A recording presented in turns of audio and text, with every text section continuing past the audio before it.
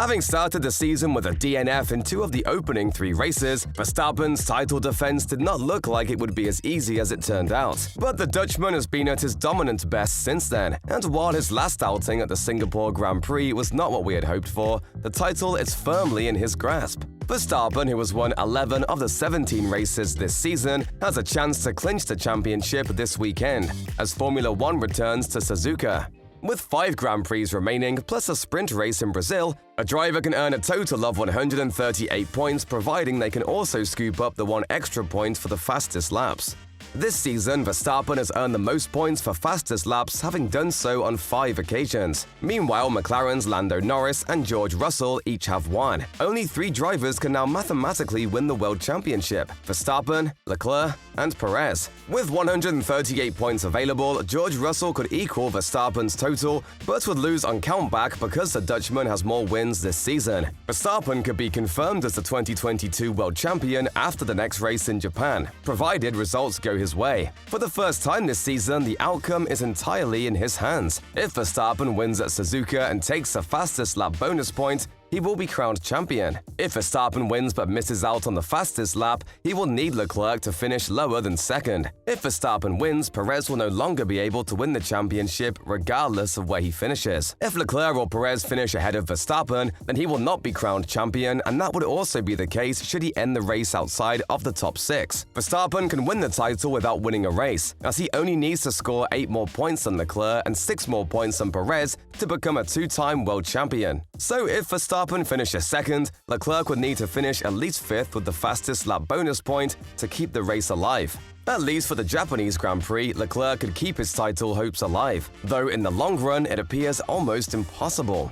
Despite trailing by 104 points, all hope is not lost for the Monegasque, but it makes for depressing reading. After finally closing some of the gap in Singapore, Leclerc's task was made a little easier, even if it still falls into the category of a sporting miracle. If Verstappen wins in Japan but does not receive the bonus point, Leclerc can only win the title by winning every race remaining, including the sprint race, and collecting every point available for the fastest last. This would give the Ferrari driver the title by 1 point, but Leclerc would need Verstappen to finish no higher than 7th in every race for that to happen, though Leclerc will undoubtedly benefit from technical assistance, as his Ferrari team has evaluated the merits of the updated floor that it first introduced at Formula One's French Grand Prix, but has tweaked a few times since. Given that the floor was intended to be run slightly different from a setup standpoint, Ferrari needed to know if it still offered more performance than its previous configuration under the new operating conditions, prior to the introduction of the technical directive at the Belgian Grand Prix. The floor has been updated for the Japanese Grand Prix, but it remains on the same path of development. Because of the repositioning of the metal floor stay, changes have been made to the floor strakes, the design of the underfloor, and undoubtedly the flexibility of certain points on the floor. The metal stay, which had previously been stretched across to the outer section of the floor, had been shortened and is now mounted on the ramped section of the floor just inboard. Because of the repositioning of the metal floor stay, this will give the section of the floor ahead of the rear tire more autonomy, allowing the team to use that flexibility to improve aerodynamic performance.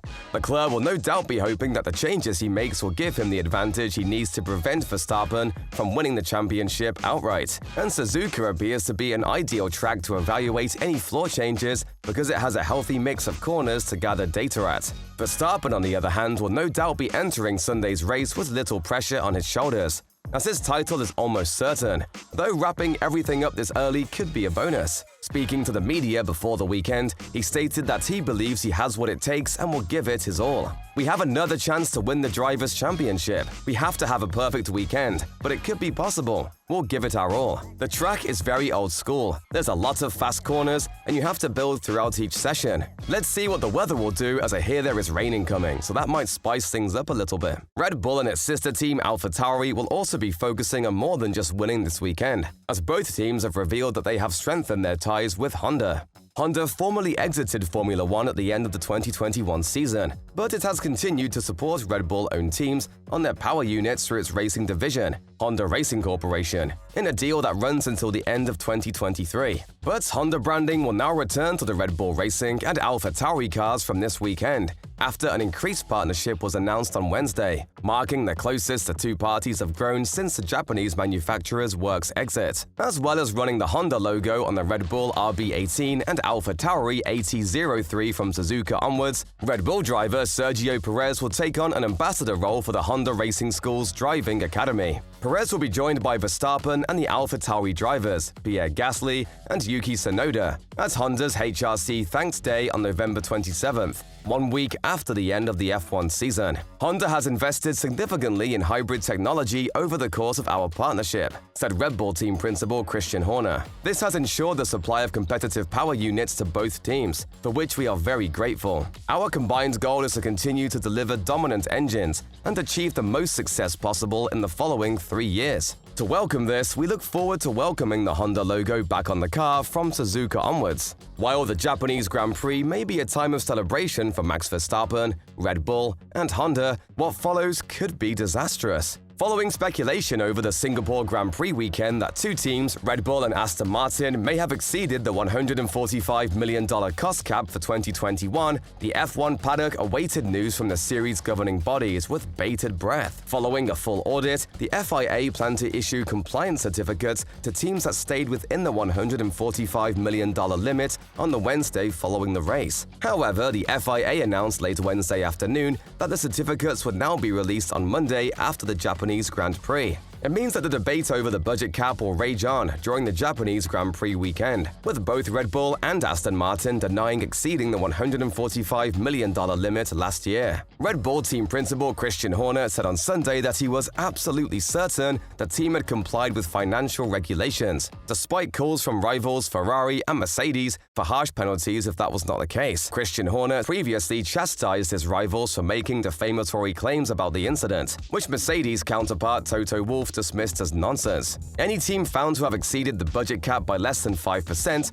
roughly $7 million in 2021, would be considered to have committed a minor infraction, with penalties ranging from a reprimand to point deductions. A breach more than 5% is considered a material breach and can result in exclusion from the championship, point deductions, cost cap reductions, or testing limitations. That means that if Red Bull is found to have committed a major violation, Max Verstappen's 2021 driver's title may be called into question and potentially revoked. Although it should be noted that anyone with a sound mind in the paddock believes that option is highly unlikely to occur, and that a less severe punishment will be imposed. Some, including Ferrari, however, are not satisfied with the slap on the wrist.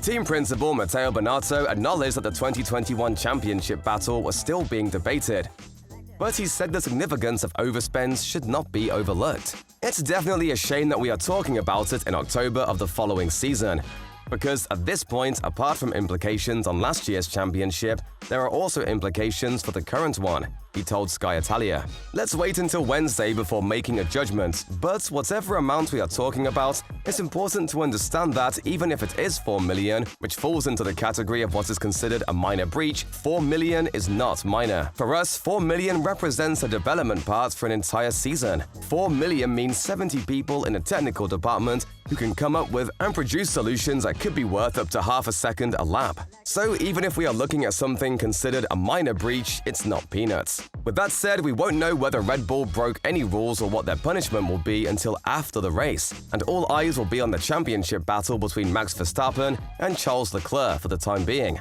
What are your predictions for the Japanese Grand Prix? Will Verstappen be able to close out the championship and win his second title in Suzuka? What do you think about the rumors surrounding Red Bull's budget cap violations?